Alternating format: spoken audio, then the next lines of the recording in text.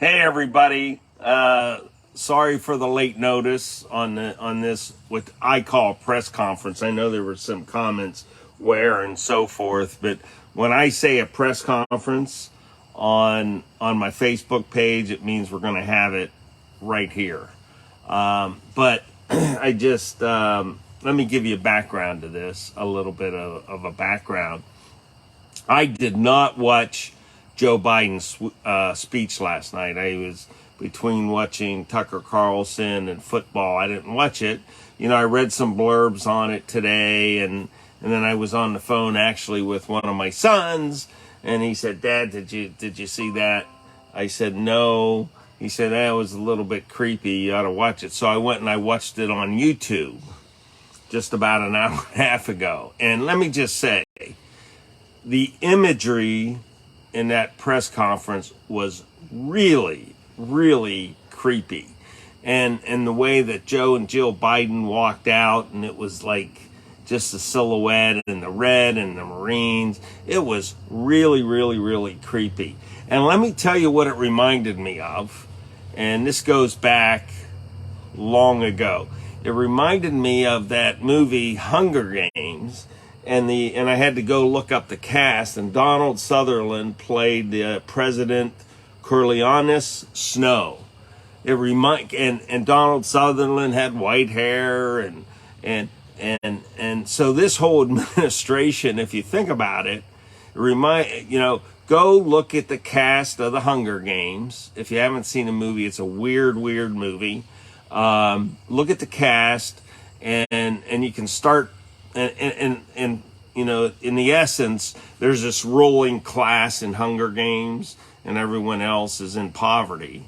And if you look at the ruling cast, you can, Biden is this President Coriolanus Snow, played by Donald Sutherland, but Nancy Pelosi fits into the cast. John Kerry, the Vice President Harris. So maybe we'll have a little contest, and you all suggest who is who in the Hunger Games cast in the Biden administration. So anyway, the imagery was so creepy in that thing, super creepy, and so I listened to the speech, and one of the things that occurred to me as I was listening to the speech is, hey, this is hate speech.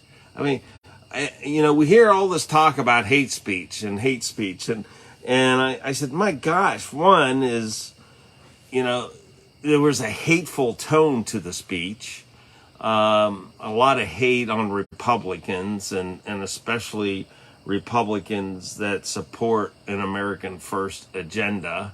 And it was very hateful. So then I went and I said, well, let me read and see what I can find out on the definition of hate speech. And listen, I just did this in the last hour and a half. So, but interesting, I'll read something to you. The laws of some countries describe hate speech as speech, gestures, conduct, writing, or displays that incite violence or prejudicial actions against a group or individuals on the basis of their membership in the group.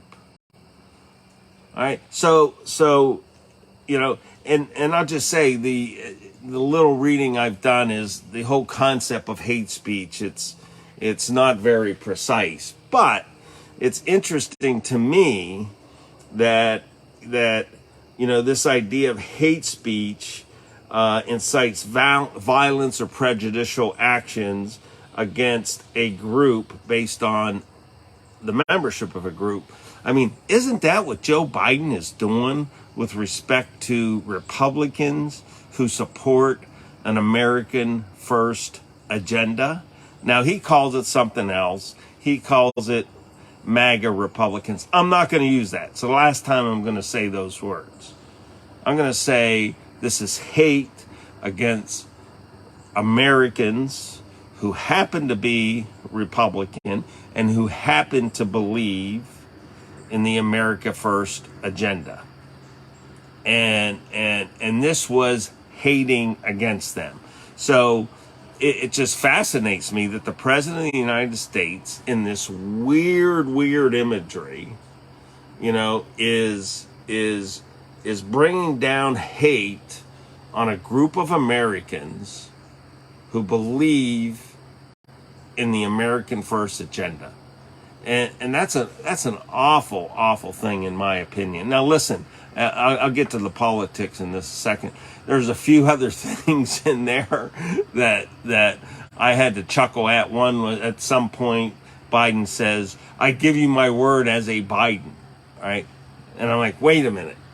And he has said that before, but this notion that being a Biden somehow has some sort of special credibility and honor. Are you kidding me?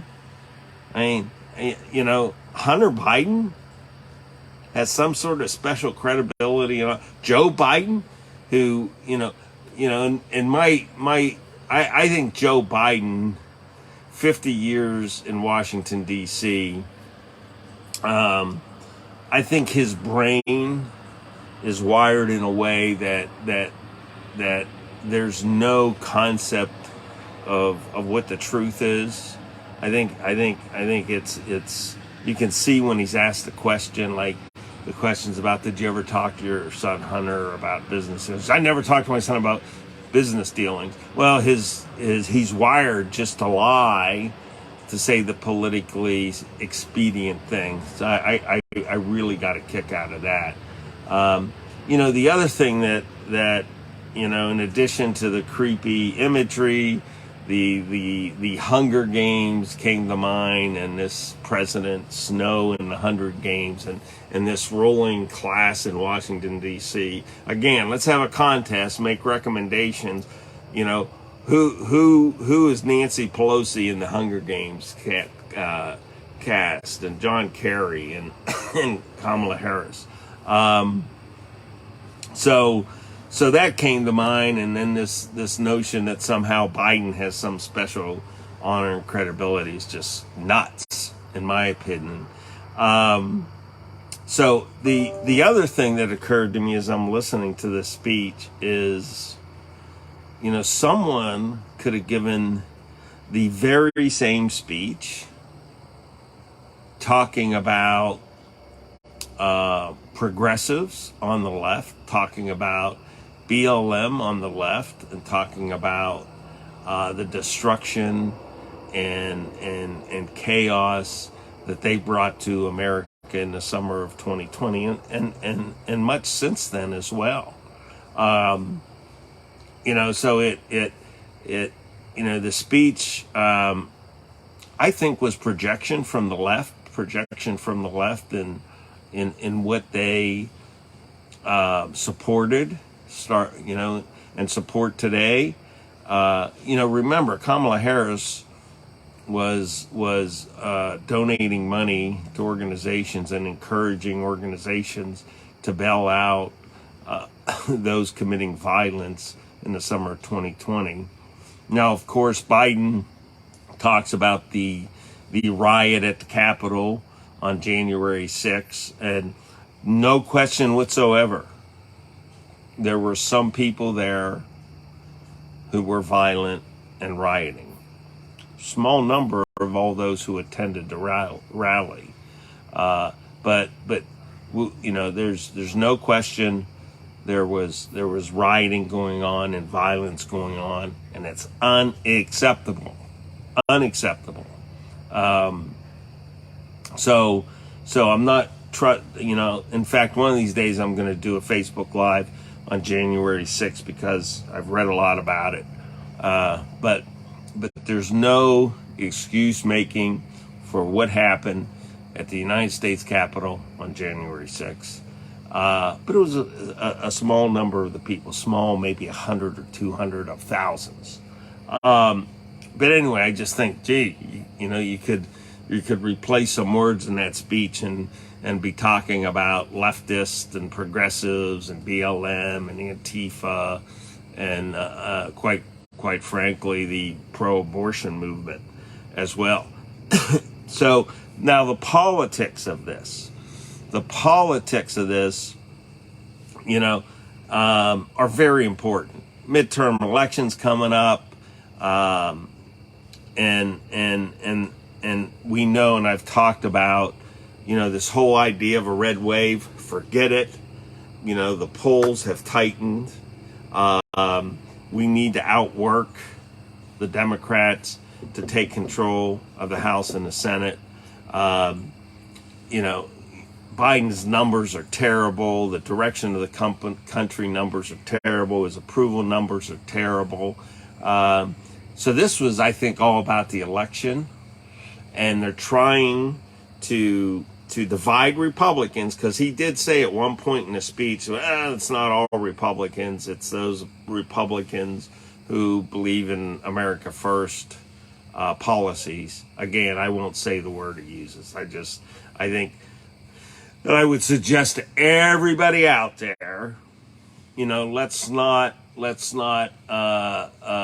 magnify them using that acronym. We are American First people. America First people. We believe in the America First agenda. But it's about separating the Republican Party for the upcoming midterm elections. It's about trying to pin on Republicans who support the America First agenda, very negative connotations. So that's what the speech is about. Joe Biden dividing the country, trying to help Democrats win these elections, and talking against Republicans and lumping Republicans into a group that, as I said, kind of, that's his hate speech. He's done destroying. Come on, the man is evil. He's done destroyed our country so bad. Yeah, Linda, listen. I mean, he has destroyed our country. I am not trying to defend him in any way. I'm just trying to give some insight into politically what they're doing, and they're trying to divide us, divide Republicans, so that we don't have such a huge win in November. So yeah, I mean, what the Biden administration has done to this country has been awful, just terrible. What they've done. I mean, and high inflation, the economy is in bad shape. Did you see the other day this whole push with electric vehicles, and did you see the other day that California passed a law that sort of phases in that by 2035 all new car sales in California will be electric cars, and like 2 days after they passed that law, there was a bulletin for this Labor Day weekend that don't charge your electric cars. So it's and I'm going to do a Facebook Live on climate change too. It's something I pay a lot of attention to and have read a lot about.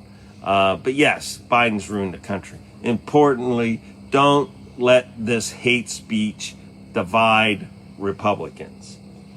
This was Biden hate speech. The speech was hateful, and the words he used fits into this definition of hate speech. Let me read it to you again. Hate speech as speech that incites violence or prejudicial actions against a group on the basis of their membership in that group. Yes, Jennifer, we are America First. We are America First, and that's it. And that's how we should talk about it. America First. Don't let them stick an acronym on us. It's America First. That's our policies. That's how we view our policies. And And again, I'm going to read this definition again, which is why I believe this speech was hate speech. Hate speech is speech that incites violence or prejudicial actions against a group on the basis of their membership in that group. I don't know about you, but I saw somewhere now where college students, leftist college students, are say they don't want to be a roommate with a Republican. That's prejudicial action. So the speech was hateful and it was hate speech. The imagery was awful. Look up the Hunger Games, President Snow in the Hunger Games, and Biden and Jill Biden and Nancy Pelosi, and John Kerry and Kamala Harris. They all could be in the cast of the Hunger Games. If you have any ideas who's who, let me know. Listen, it's Friday night of Labor Day weekend. I mean, we had great attendance on this. I don't want to go on and on. Thank you so much for participating, and I'm sure I will have additional emergency Facebook Lives. Well, listen to that. Deb Leahy, look at that comment. His speech turned off a lot of people. I'm an independent and will be voting Republican this year. Good job, Deb. Good job. Thank you for that feedback. That's awesome. And it reminds me of something that you said that before I sign off. I read there was an editorial in the Union Leader this week, and it was, "Hey Fred, how are you?" And it was it was sort of a letter to the editor, and the guy was an independent, and he received a mailer from Maggie Hassan, and he was disgusted by all the lies in the mailer. So that's what the Democrats are doing. All right, they're trying to divide us because of this midterm election coming up, and they're in bad shape. We cannot assume it's going to be a red wave. We got to get out there, come together to win this. Don't let Biden divide us. Don't let the Democrats divide us. We are America first. It's a good thing to be America first. Don't let them define us. And we are proud to be America first. And we will not be afraid, as I read in this definition, this hate speech against America first Republicans that come from, hey, Mark, sure, that's a very well thought out comment you made there, buddy. That's hate, Mark. That's hate. Here we go. Hate, Mark. A typical leftist to make a comment like that. So you're proving my point, Mark. You are proving my point. You are a hater, Mark. You are a hater, just like Joe Biden and the other leftists. And we ought to be proud to be American First Republicans. The America First agenda is an agenda that is good for this country, that will make America strong in the world. We will have plenty of energy. We will have a secure border. We will have low inflation under the America First agenda. We will have a booming economy. All boats will rise in the booming economy that we had under President Trump before the pandemic. Mark, I am not here to promote Trump. I am here to promote policies that work for America. That's what I'm doing. So don't be intimidated by this hate speech. Do not be intimidated by this hate speech. And for Mark, I'm going to read it again. Hate speech is speech that incites violence or prejudicial actions against a group on the basis of their membership in the group. So Mark, you're exhibiting hate speech. Now, what the leftists do in this situation is, we can't hear it. I mean, that's their attack on free speech. Mark, you can say anything you want on here. I mean, I'd love to debate you, Mark, anytime. We'll do it. We'll do a Facebook Live together, and that way you can't hide behind your little computer there. So just, I know I've repeated myself. The imagery of this speech reminded me of the Hunger Games. Check it out. Biden reminded me of President Snow in the Hunger Games. Nancy Pelosi, John Kerry, Kamala Harris, they all could be in the cast of the Hunger Games. And this was a hate-filled speech. And it was hate speech directed at Republicans who believe in the America First agenda. So listen, we've had great attendance at this, and I'll continue doing these emergency Facebook Live press conferences, and have a great Labor Day weekend. I'm sure something will get in my craw over the weekend, and I'll do another one of these, so keep an eye out. Thank you so much, and have a great weekend. Oh, Jesus. Here we go, Mark. All right. Hey, Mark, email me, man. Let's do a debate on here. Have a great weekend, everybody. Bye-bye.